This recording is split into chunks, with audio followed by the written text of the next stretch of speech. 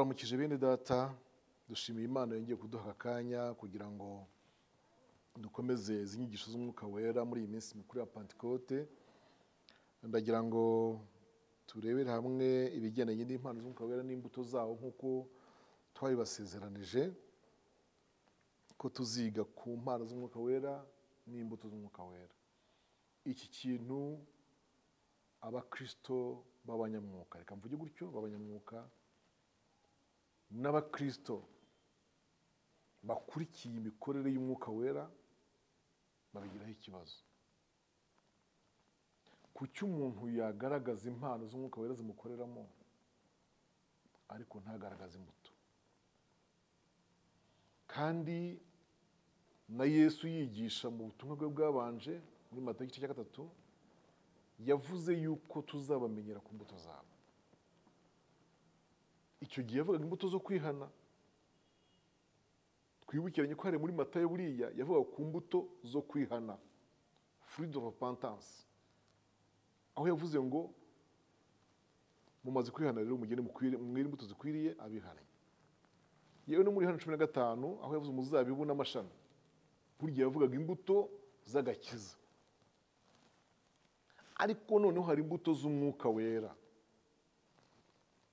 n'impano z'umwuka wera.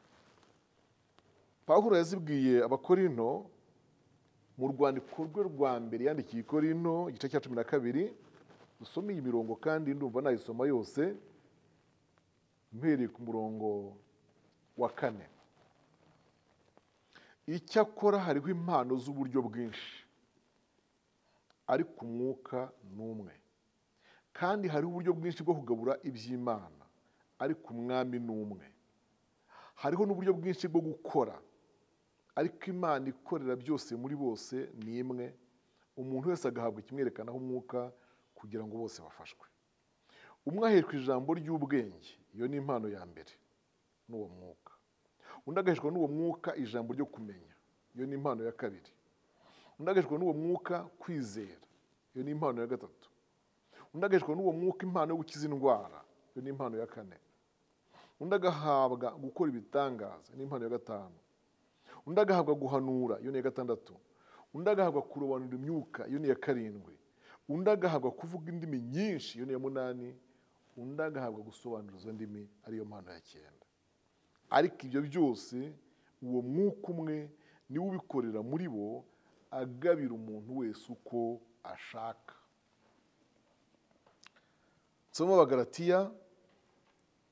Abagalatiya igice cyaho cya 5 umurongo wa 22.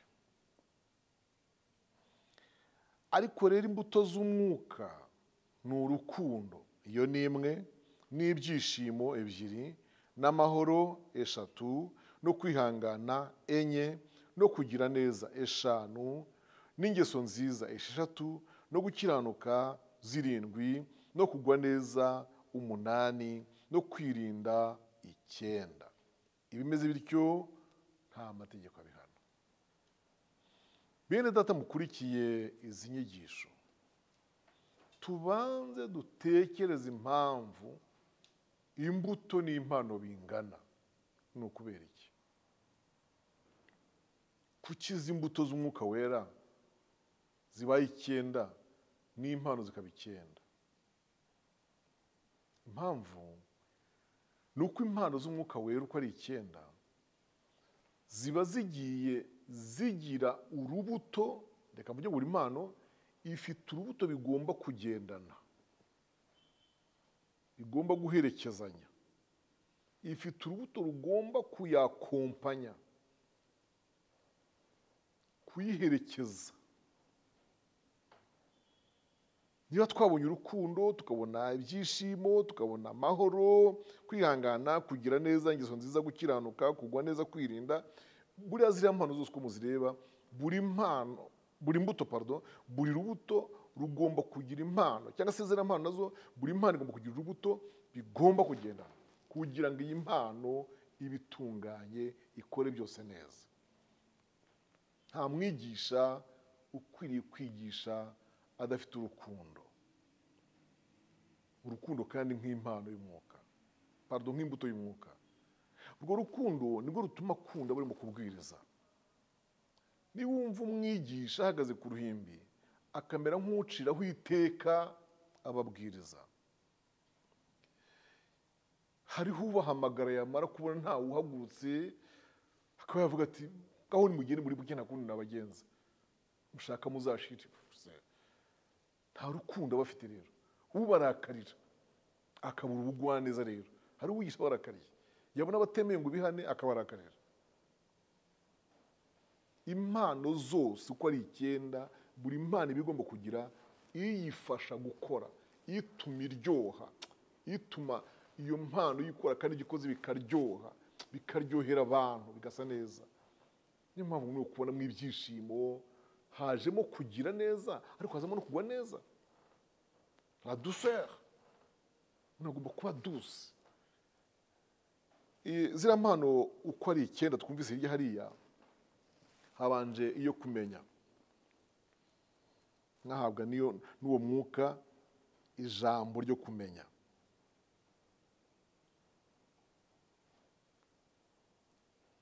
Umwaheshwa n'umwuka ubwenge, habanza y'ubwenge hakaza iyo kumenya. Nshatse kuvuga ngo mbese ubwenge no kumenya biratandukanira hehe? Umuntu ufite impano y'ubwenge akora ibintu nyine by'ubwenge, agatekereza ukuntu k'ubwenge, niyo asubije wumva asubizanyije ubwenge, ugasanga ibintu asubije nta uri bubijore ngo abigaye. Akenshi akunda kuvuga nyuma y'abandi, kandi impano y'ubwenge niba mwiyo kurondora. Niyo mpamvu mutabona impano yo kurondora hano, ntayo mwabona hano. Y'uburondozi no, niyo guhishurirwa ntayo mwabona. Iyo kurondora iba mu bwenge, iyo guhishurirwa ikaza mu yo kurondora imyuka. Noneho ubu bwenge aho butandukaniye niyo yo kumenya. Iyo kumenya niyo ikunda gutungwa n'abigisha, kumenya ibyanditswe, kumenya ijambo ry'Imana. Ibyo bintu bikaba n'impano. None ugasanga umuntu aragira ngo wenda umwigisha azamufashe kumenya ibyanditswe. Teoloji yagufasha kubyiga ukanabitsinda mu kizamini, ariko waba uri impano ntubigabure. Niyo mpamvu muzabona abateolojiye benshi bajya hariya afite rwose igitabo yigiyemo, afite umuteguro, impapuro za duplicate nk'5, yashyizemo rwose n'igikaramu kimwe cy'umuhondo n'ikindi gitukura, yaciyemo n'imirongo myinshi rwose, yashaka kwigishiriza kuri mashine, yagiye no kuri Google yakoze ubushakashatsi. Ibyo byose byabura impano y'Imana, bigapfa ubusa. Ni ukuvuga ngo umwuka wera nk'uko twabyumvise ngo niwe utangiza impano kandi akayobora umuntu wese uko ashaka. Uyu mwuka wera afasha ibyo twize. Ntabwo ibyo twize bifasha umwuka wera, no. Ahubwo umwuka wera dufasha gutanga ibyo twize bikaryoha. Niwe uduha ya mpano y'ubumenyi, niwe uduha buriya bwenge. Uku kwizera nako rero ndumva mperutse kukuvuga ahari uyu munsi singutindaho, ariko kwizera kuri ugutatu. Kwizera ko mu Baroma guhesha gukizwa, hakaba no kwizera kw'icyizere ugirira Kristo, hakaba no kwizera kw'impano. Noneho ubwo turimo kuvuga ku mpano, reka twibaze ngo mbese ibitangaza bikozwe n'impano yo kwizera n'ibikozwe n'iyo gukora ibitangaza n'ibikozwe n'iyo gukiza indwara, ibi byose ko ari ibintu biri miraculeux, ari ibitangaza gusa, mbese iteraniro bibayemo ryemerewe kumenya impano yakoze ni iyihe? Ahubwo si umwigisha we cyangwa se uyu nguyu wasenze wakoze ibitangaza, cyane ko umwigisha buriya ntabwo abigisha bose ariko bakora ibitangaza, oya, ntazagire unabyibeshya rwose. Kandi icyo kukimenya bishobora kubagirira umumaro. Yemwe bajya batumira abigisha, mugatumira n'abasengera abarwayi. Icyo ndi bubabuza aha ngaha ni ukumanika amatangazo kw'impano runaka zizakora, ko abarwayi bazakira, hariya ni ikosa muba mukoze cyane. Wikwiringiza abaturage ko abarwayi bazakira, kuko na Yesu hose yanyuze ntabwo yakijije abarwayi, ntabwo yazuye abapfuye. Bibiliya iratubwira ngo ibyo bintu byo kuzura abapfuye no gukiza abarwayi yabikoragaho abantu aho azi batinze kwizera cyangwa aho abonye batinze kwizera. None akavuga ati nimutizezwa n'amagambo nibura mwizezwe n'ibyo nkoze. Nicyo cyabimuteraga bene data.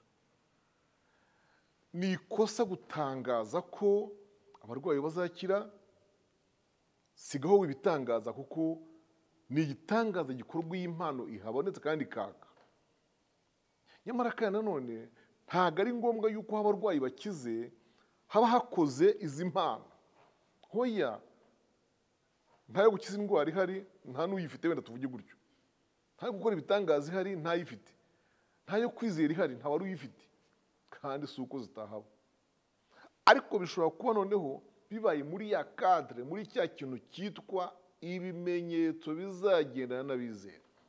Yesu ashobora kubikora ari ibimenyetso agira ngo biherekeze abizera, nk'uko yavuze muri Matayo igice cya 10. Ikindi ni uko ashobora kubikora ngo yubahirize ijambo rye. Imana dufashe cyane. Rero biragoye kuba wabaza umuntu umaze gusengera abarwayi kandi bakize n'abadayimoni bavuye mu bantu ngo hari unabikozeho, mu mbabarire ntibabwire, hari unabibajije. Twari ahantu mu giterane, ni kera ni hagati ya 19 na 1993. Umushumba w'iyo paruwase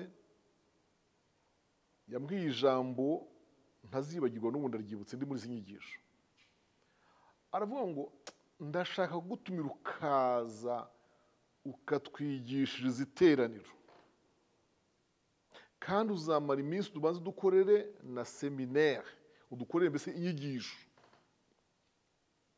Nahageze ari ku wa mbere ntangira ku wa kabiri, nigisha ibyiciro byose by'abakristo, abaririmbyi, nigisha urubyiruko, nigisha abubatsi ingo, ntegura amahugurwa y'abayobozi b'ibyiciro byose, hanyuma dusoza n'igiterane.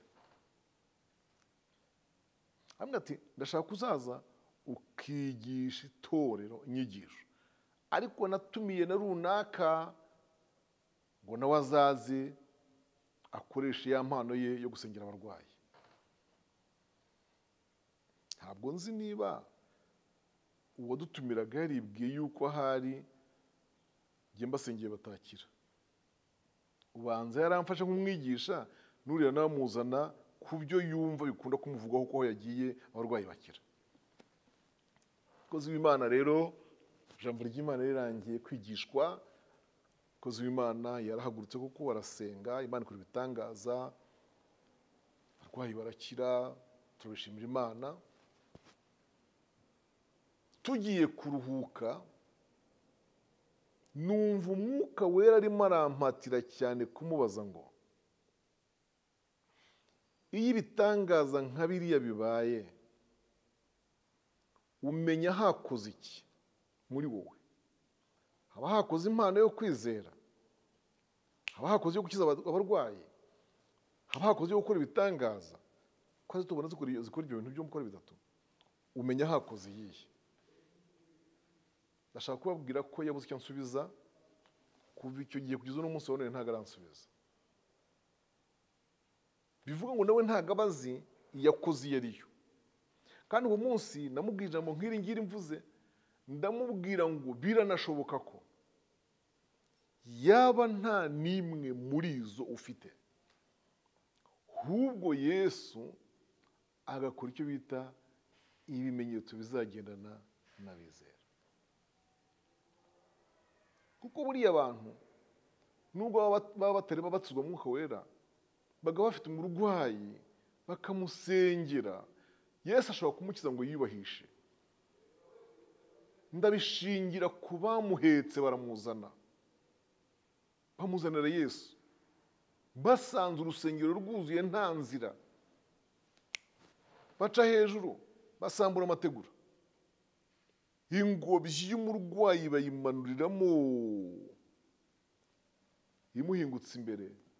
Yesu aravuga ngo ntangajwe no kwizera kwa bano bantu. Kuriya kwizera Yesu yatangariye mutaza kwiye ko ari kwizera kw'impano.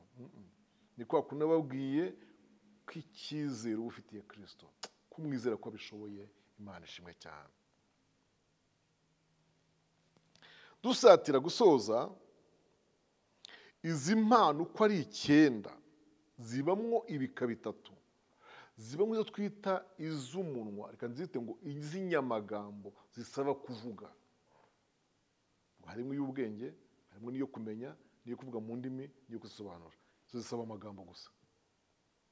Hakabamo noneho izo kureba ariko bitaraye amaso, kwa kurona imyuka. Hakabamo rero n'iz'inyambaraga, ari zingiza 3 zikora ibitangaza. Izi zose rero nkuko twabibonye zigasaba ngo za mbuto ziri hirya hariya mu Bagalatiya zibonekemo. Bene data muteze amatwi ijambo ry'Imana, mbasabe iki kintu kucyitondera cyane cyane abazi ko mukoresha izi mpano. Ariko namwe abakristo mujye menya kugenzura ibintu rwose.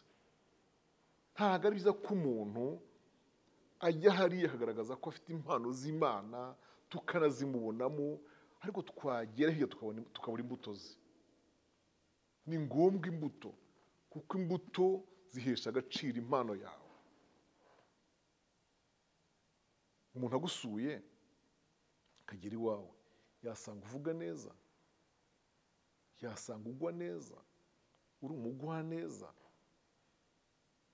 Aho ntabwo uba ucagagura abantu, bacaguza amagambo. Abakozi bagukorera umwe cyangwa benshi, ubabwira gute, ubavugisha gute? Icyo Salomo yise mu migani gusubizanye neza, imigani 15. Umufasha wawe cyangwa se madamu nawe ku mutware wawe musubizanya gute? Izi mbuto zose wazi wawe, si ngo ahirwe umunsi wose, amaze amasaha 5 yabamenye uburiwe.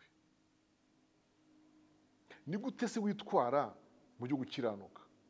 Ibintu gusa byo gukiranuka, ibyo abantu bikijwe, ibyo urinze, ibyo watumwe ngo uzabigezaho bigomba kugera, n'amafaranga uhawe ngo uzageze ku muntu, ese urakiranuka? Urabona ko gukiranuka kuje mu mbuto, ariko mu Befeso kukitwa intwaro gikingira igituza. Urabona ko ni ibintu bisaba ngo dukoreshe impano z'Umwuka Wera, dukoreshe Umwuka Wera ko tunagaragaza n'imbuto z'aho Umwuka ari. Uru rukundo, ibi byishimo, aya mahoro, kugwa neza, gukiranuka, kwirinda n'ibindi byose. Umwami abaduhera umugisha kandi abafashe. Mukoresha impano z'Imana kuba zihawe, ariko kandi munakoresha n'imbuto zawe. Nsoze kandi subiza ikintu abantu bajye bibaza, hari abambaje benshi ngo ariko umuntu utarahabwa Umwuka Wera, utarabatswe Umwuka Wera ashobora guhabwa impano? Oya, impano zizana n'Umwuka Wera. Izi mpano zizana n'Umwuka Wera, kandi si ngombwa ngo umuntu atunge imwe, ashobora gutunga nyinshi zirenze imwe, ariko nanone mbabuze no kuzihitamo. Ntabwo byemewe, si byiza ko ari wowe uzihitiramo. Hari aho Pawulo yabwiye Abakorinto ngo mwemerewe kugira impano runaka musaba Imana mukayisaba. Urugero nk'iy'ubuhanuzi, yababwiye ati mwifuze ubuhanuzi cyane kugira ngo itorero nuko riganira n'Imana. Ariko icyo gihe yavugaga itorero ry'Ikorinto ngo ryifuze impano y'ubuhanuzi. Ntabwo wowe ukwiye kujya imbere y'Imana ngo Mana ngo usabye impano y'ubuhanuzi, ngo ngusabye impano yo kuvuga mu ndimi rwose ngo zikaba nyinshi, ngo nkatinda cyane, ngo birandyohera, ngo imbonye umuntu azivuga cyane akazitindamo, ngo Mana uzampe kuzisobanura. Oya, jya ureka uhabwe nk'uko Umwuka yashatse kuguha. Mwami abafashe kandi abagire neza, mu izina rya Yesu Kristo Umwami wacu, amen. Reka dusenge Imana, dusabe Imana gushyira impano z'Imana mu itorero ryayo, birumvikane mu bantu, kandi zikore ziherekejwe n'imbuto z'Umwuka Wera. Mana tugushimiye izi nyigisho zibigeneye n'impano z'Umwuka Wera n'imbuto zawo. Turasenze kugira ngo abakurikiye izi nyigisho ubahe Mwami gukoresha impano zawe ariko bakiranuka, kandi imbuto z'Umwuka Wera ziherekeje impano wabahaye gukoresha. Kandi turasenze kugira ngo impano zawe washyize mu itorero urinde abazikoresha kuvangirwa, dore ko Satani yahagurutse ngo zitokoze, zivangirwe, cyane bitewe n'ibyo abantu bararikiye, ibyo abantu bifuza by'indamu mbi, ubwibone, byose bigatuma impano zawe zangirika. Urinde abera rero kugira ngo ibyo waduhaye kugukoreshereza tubikoreshe dukiranuka. Impano zawe zikore neza mu itorero ryawe, itorero ryunguke, kandi imbuto z'umwuka wera nazo ziherekeje impano z'abera bawe.